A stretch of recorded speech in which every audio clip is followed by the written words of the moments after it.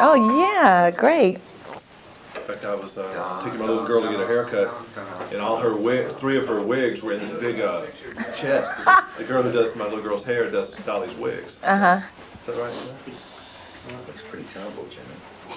Well, thank you. That looks a hell of a lot better. Are we rolling? My daughter's a big Whitney Houston fan. Yes, sir. God bless her. And so am I. Thank you. 3, 2, 1, action. What kind of year has this been for you? A lot of firsts. Mm-hmm. First movie, first baby, first marriage. Mm-hmm. Is that good? I think it is. I think it's very good. Everything takes its time, and I took my time with marriage and with the baby and with doing a film, I've been offered films before, and I've turned down many of them. This one was kind of special, I used to cover the Grammys a lot and still do. Mm-hmm. And I was covering them. First time for me was the first time you were winning all these, going up there with all this stuff. Uh-huh. And you seemed to be a very shy young girl at the time. Mm-hmm. Were you? Yes, I still am in certain ways, but I'm older and a lot more confident, but I am a shy person. I am. That's pretty much like everybody in this business, isn't it? I mean, they're on stage, they're one way. Off stage, they're really a shy person. Yeah, People don't understand that. Most of my colleagues are that way. Very shy people, very to themselves. But performance is a different thing. It's a time of release. It's a time of letting it be there. Whatever you've got to give, that's the time to give it. Is that the happiest time of your life when you're out there in the middle of a stage singing somewhere? It's one of the joys of my life. It's one of the things I look back on and say, oh God, I remember that moment. I remember that time. What a nice time that was, I get a lot of pleasure out of singing on stage and the people, the response of the people. I love that. That is a performer's, dream, to stand on stage and to sing and have people enjoy it and take it in and take it home.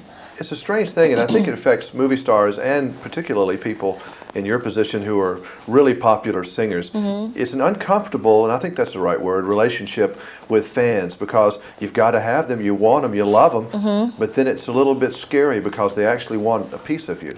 Sure.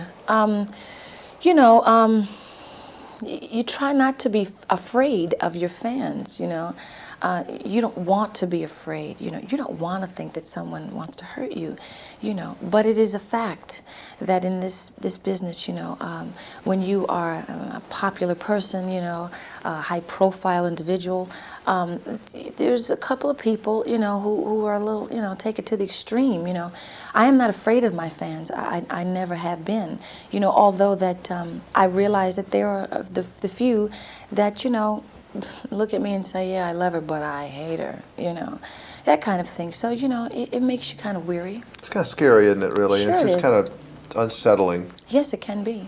It can be. I know Dolly Parton and several others have had to cancel performances. I mean, was there any similarity in your life in what happened to this lady in any way, as far as how she acts or the pressure that she was under?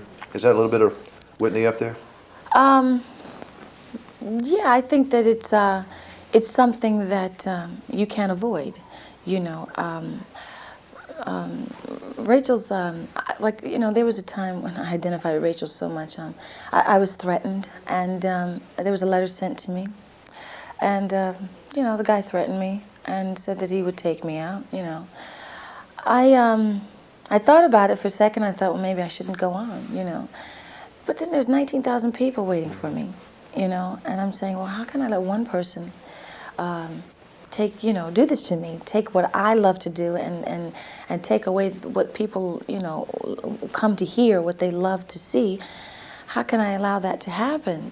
So I said, well, listen, if somebody's going to take me out, they're going to take me out, and they're not going to tell me they're going to take me out. They're just going to come up and shoot me or whatever, So I went on anyway, nothing happened, nothing, no signs of anything, but it's a scary situation.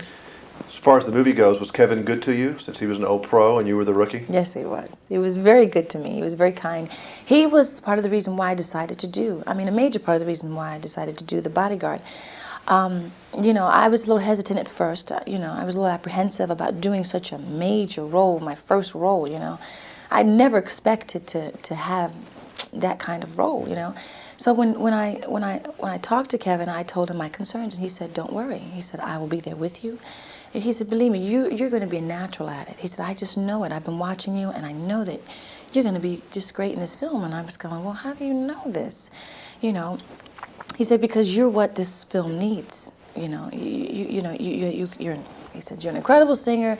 You know, you haven't done a film. This is going to be your first film. It's a kicker.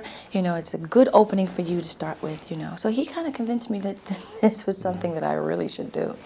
You know, when you were a little girl singing, watching your mama and Dion, she's your aunt? My cousin. Your cousin, yeah. And these are such great ladies.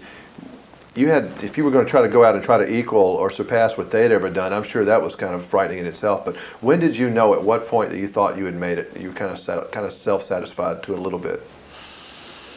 Was it the #1 album coming out as #1? That had to be pretty heady stuff. That was pretty, you know, exciting, pretty definite, I think, about what was happening. But it was after the first album.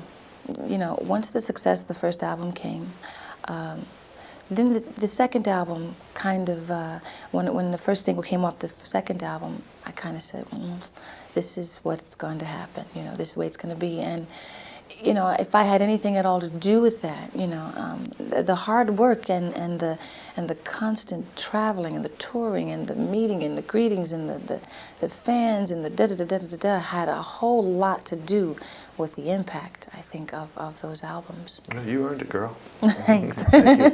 All right. All righty, thank you. Thank you so much. I've been singing, "Oh, I will always." I was trying to